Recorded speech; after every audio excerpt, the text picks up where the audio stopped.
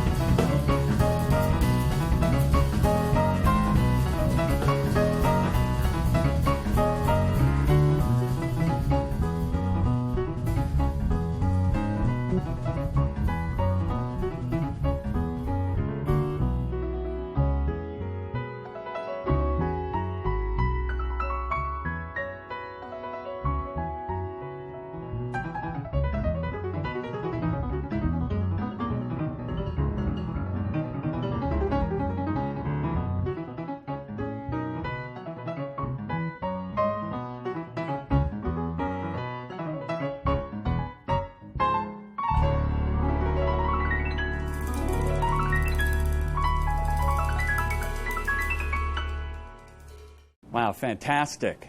Thank you. Eldar, how are you? Thanks for making it. Thank you. So that tune, what time signature was that tune in? That particular tune is more based on an impulse, but the soloing section is in 9. In 9. Yeah. So it's funky, it's danceable, but not really danceable because the time's shifting all over the place. Yeah, it's got a little limp in it, yeah. So when you set out to compose a tune like that, you say it's a sort of an impulse. What do you start with? Just an impulse, or are you thinking rhythmically? Are you thinking melodically? What are you starting with? Usually everything that I do since an early age starts out as an experiment of some kind, and there's a goal, an objective goal to accomplish. I pick from a variety of devices, musical devices, whether it's melodic, harmonic, or rhythmic, in order to start an idea and then develop it in a way that makes a certain logic sense from the line before to the next. So did you start with that particular riff when you came up with that tune? Was that the starting point? That was the starting point for the solo section, and the solo section is sort of like the baseline of what the melody is. So it's taking certain excerpts from the melody and applying it to the solo section. Can you show us how that works? Sure. Well, the particular solo section, I mean, there's a bass line in it, and maybe Armando can help me play with it. It goes...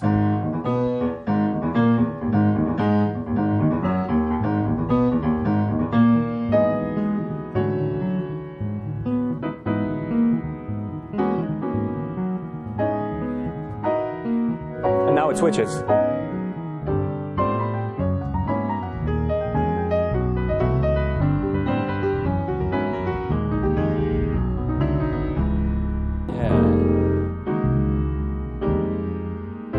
So it's in 4/2 here.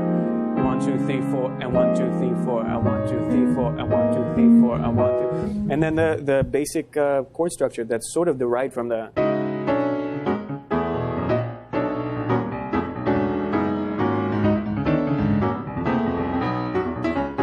And that's sort of like the hook that is surrounded by the tune. Yeah, I love how you get the rhythm going underneath and then the smooth chords over the top of it. A nice sort of tension. What do you want people to experience when they're listening to your music? Well, every tune is a different personality, and there's so many different tunes that I play with the band, with the trio, as well as solo piano, and so many of them are drawn from a palette of influences. And I think the first thing to me is making sure that the audience member feels like it's a good day to be alive. They should feel uplifted by the music, and they should be given a certain sense of hope, you know, even if not everything's okay, but it's going to be all right in the end, you know, and that's the general feeling of everything that I want to convey to people. Now, tell us how you got here to this moment. I've been playing music since I was 3 years old.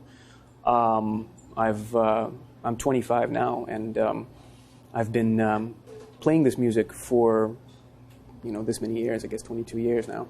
And it started out as a part of the general education from my mom and my dad. Your mom was a piano teacher. Yeah, she is, and she's one of the best at that. She developed certain types of techniques and thoughts that I'd never had to relearn. She sort of programmed me in the right spot where I could take what she gave me and develop it as I went on. So she was a classical piano teacher, and that's something that I've done since an early age. And then your dad was bringing home jazz records for you to listen to. Yeah, well, actually, as a matter of fact, my father was born a while ago, and actually he was a teenager when Stalin was ruling Soviet Union, and he actually heard jazz on Voice of America. That was his first introduction to jazz, and he carried that love throughout his whole life. And by the time I came around, he developed this collection of jazz records that was extensive, and he in particularly had a lot of piano players in the collection. And you've continued to mix the classical technique you learned from your mother and the jazz that you were immersed in from your father. And you talk about how when you practice, sometimes you practice more classical than jazz, but you said that those are sort of use different parts of your brain. How do you approach the sort of classical side and the jazz side? Well, on the dry level, I think classical music can give you a technique and an ability to express yourself clearly. And I feel like that sort of clear thought of execution allows you to express yourself more accurately. And it's something that I've always been after as far as developing and learning as much pieces of vocabulary as I can from all around. And that allows me to sort of fill myself and ingrain myself with these ideas that can come to me at any point at a performance, whether I'm improvising or not. Well, can you play something more for us? What can you play that maybe brings a bit of that classical and jazz mix to it? Here's a tune that draws upon a certain harmony, and it's up to the listener to find out where I'm getting the inspiration. But I think they'll certainly think of a couple composers in mind that will remind them of in this piece. This piece is called Hope. Eldar Djangirov with Armando Gola and Ludwig Afonso.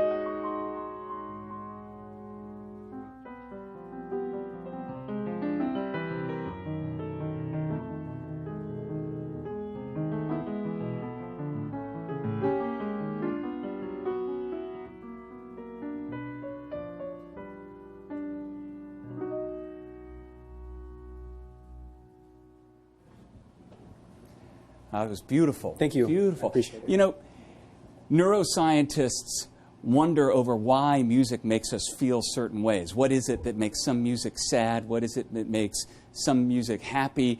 And it's not just like minor or major key. Nobody can really sort it out. But that song is completely uplifting. What is it about that tune that gives it that uplifting quality? There's so many different things. I think there's an emotional level to it, and there's a theoretical level to it. There are certain resolutions that feel a certain way to begin with, and there's certain things that you can make certain people feel something just with that. Just like in the middle, like when you have the real statement of the melody, and then you had a modulation and a restatement of the melody. That modulation just lifts you up when you hear it. I appreciate it. That's definitely the objective. How much of what you do is rooted in the piano? How different would your approach to music be if you had taken up oboe or French horn? Well, I think piano is, in many ways, a complete instrument because it's almost like a symphony orchestra. You are doing often two things at one time, and a lot of piano players really focus on their right hand, the melodic playing they're doing. But you are imbued in an older tradition where having a left hand that is really active, especially stride playing. When did you start to really learn to the traditional style of stride piano? Well, it's something that, as I was younger, I was playing solo a lot, and it was an idea that would sort of carry the rhythm and the bass at the same time, and have the chordal structure inside, while letting me have the melody in my right hand. This is something that older piano players really knew how to do. Art Tatum, Oscar Peterson, and Count Basie, and that whole generation of swing era piano players. Was there somebody whose stride concept you really locked onto? Well, the first piano player that I was sort of introduced to as not just a piano player, but just music in general, Oscar Peterson was the first piano player that I heard. What will you do to take the traditional stride and make it seem modern? Well, there's one tune that I particularly do. It's a tune called it's a tune on a record of mine called 3 Stories, and it's called I Should Care. And there's a section that goes the last 16 bars is sort of like the piano solo. So I can play a little bit of it. So.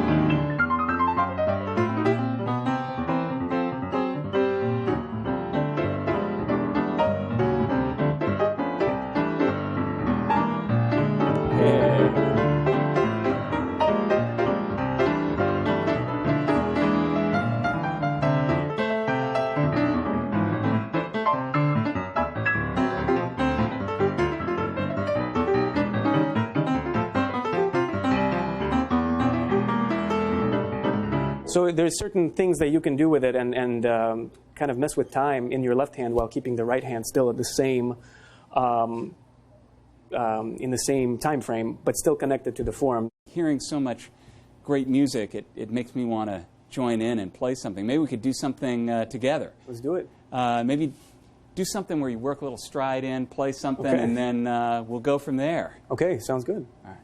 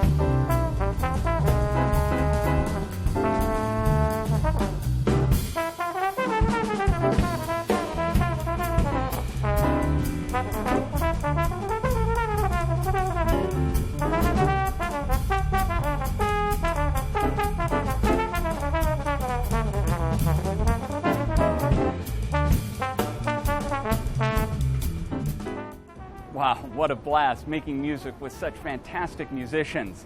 I'd like to thank Armando Gola on bass, Ludwig Afonso on drums, and of course the fantastic Eldar Djangirov on piano. I'd like to also thank Blues Alley Jazz Supper Club here in Washington, D.C. I hope you'll join us again for another edition of Beyond Category, where we explore the world of good music. I'm Eric Felton.